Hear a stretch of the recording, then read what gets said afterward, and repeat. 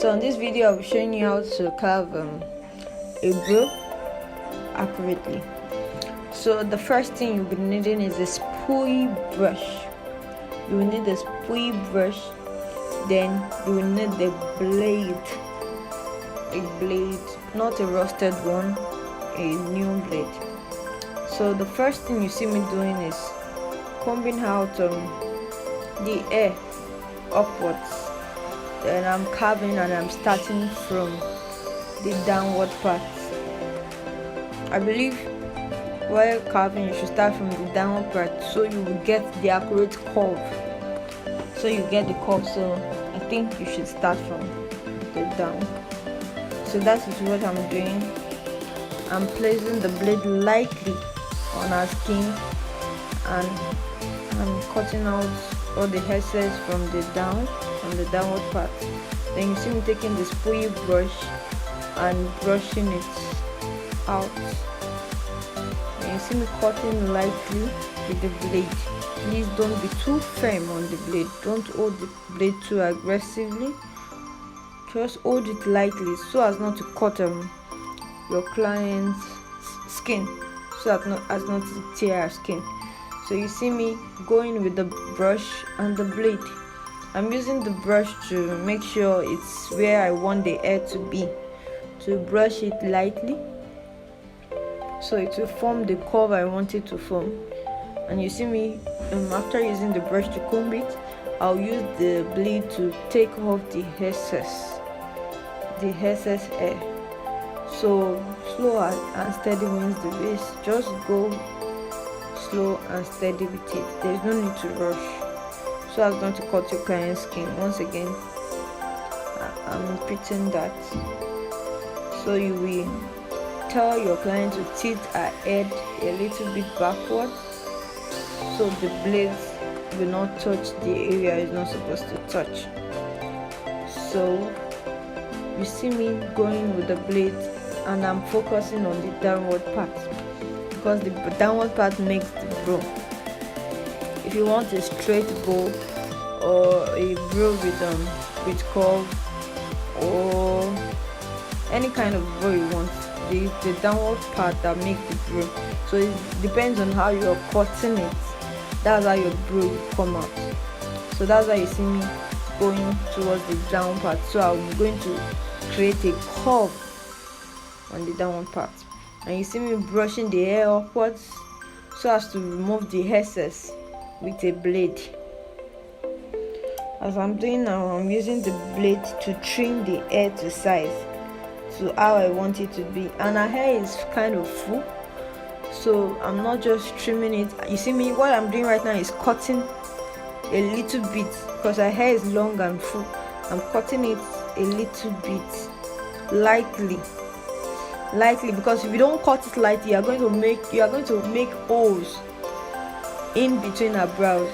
So you cut it lightly with a light hand. You cut the long hairs away.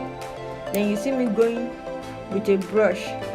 See her smile because she knows I got her. You have to do it lightly so as not to cut your client's skin. So you see me going lightly on the skin, and don't rush. There's no need to rush. Just do it small till you get what you're looking for. A little small. Then the tip, you have to go tiny. You have to make the tip tiny. So that's why you see me cutting the tip that way. And the curve should not be too sharp. That is why you see me going to the curve, so it will not be too sharp. So as you can see, I've reduced her hair. What I'm doing right now is brushing the hair upwards, so I'm going to trim off the excess. That's what you see me doing. That's why I'm putting my blade upwards. Please be light on the blade. I'm repeating it. Please be light. You hold the blade lightly so as not to cut the skin. So you hold it lightly, then you just slowly you cut it that way. Then you use your hand, your brush, everything to lay the hair back so that you will see what you're doing, whether you like it that way or not. So as you can see, I'm trimming it. That's just what I'm doing. I'm trimming it, so I'll trim it to my taste. So it's as easy as that. You only need a spoon and a blade, that's all, and just need to be trimming till you get what you want. Please don't rush while you are trimming someone's brow, because you can just cut some hair off mistakenly and you won't be able to gum it back.